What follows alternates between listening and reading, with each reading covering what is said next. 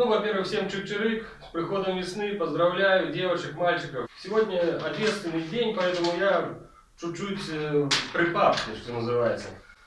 Значит, этот Минскпотребнадзор учеб Долгосвистопляс интересуется чем, как, почему, куда учиться идти, какие профессии востребованы, какие нет.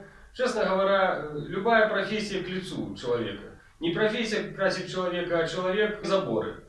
Я считаю, что надо просто научиться правильно формировать факультеты и называть вещи своими именами, а можно и фамилиями.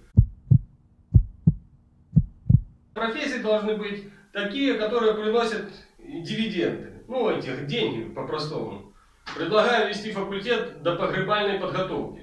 Ну, чтобы знать как, что, куда, зачем, что зачем следует, кто за кем стоит, в каком ряду. Вот. Ну, понимаете, это жизнь. Это вам не танцы. Значит, в академиях и прочих государственных установках надо вести подтасовочный факультет. Следуя логике, должен быть факультет очковтирательства. И исключительно из морально-этических соображений он должен базироваться на базе медицинских учреждений. Где-то, знаете, чуть ближе к Западной Белоруссии, я бы там открыл филиальчик такой небольшой. Знаете, под названием Вострограмская Чауночник. Значит, один будет ездить в Польшу за порошками, другая за кастрюльками. Все довольны, все. И практику будут проходить на границе, в очередях, все как положено. Отсюда и белорусская народная мудрость. Где родился, там польский порошок пригодился.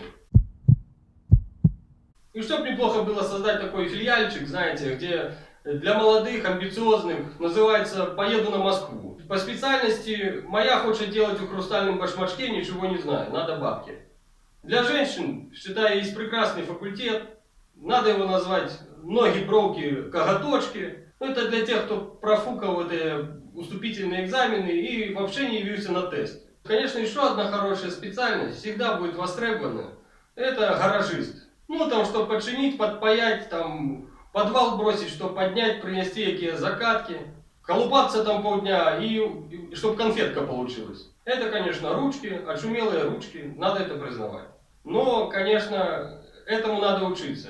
Знаете, были специальности, которые и в советское время были востребованы. Ну, специальность это главное, я от Сан Саныча. Все, и пожалуйста, уже и диплом тебе слепили, и специальность дали, и в кресло посадили. Там из окон не дуя, там все в порядке.